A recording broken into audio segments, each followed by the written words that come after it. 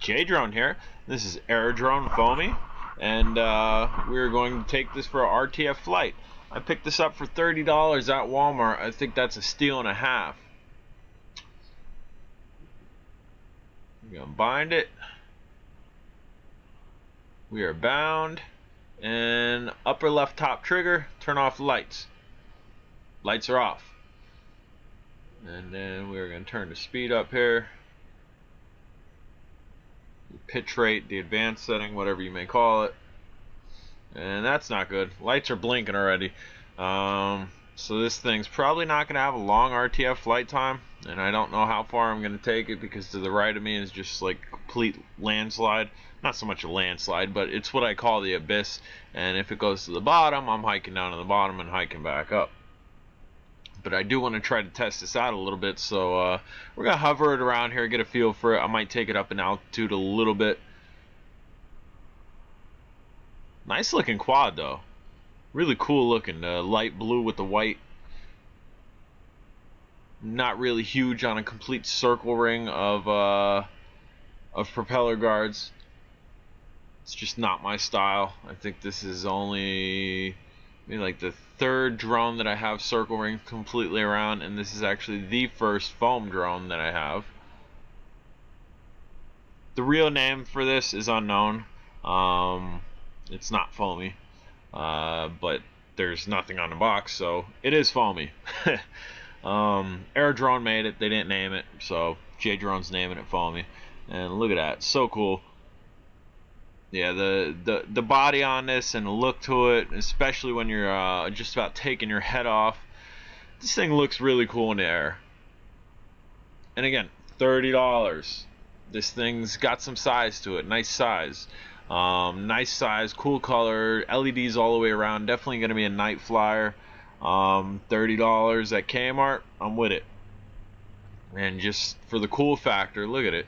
It looks really neat in the sky. And again, we're not really putting this through the test here just because those lights are blinking. I don't know what type of time we're going to get here. RTF flight time, and kind of got hung up in the brush there. If you get hung up on something, kill throttle immediately. You don't want to wrap stuff around your propeller blades or get something caught in your gears, because then the possibility of blowing a motor, losing a tooth in a gear, whatever is great. And as you can see here, we're up in altitude a little bit. Again, I'm not going to go super high with this, but that's decent altitude.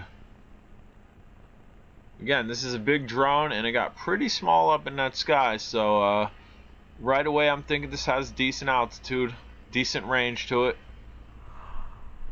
It's a nice headhunter.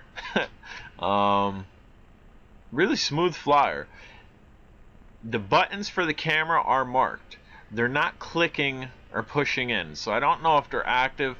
And there is a port on the bottom here, and we're in that tall brush. There is a port on the bottom here that you can plug a camera in.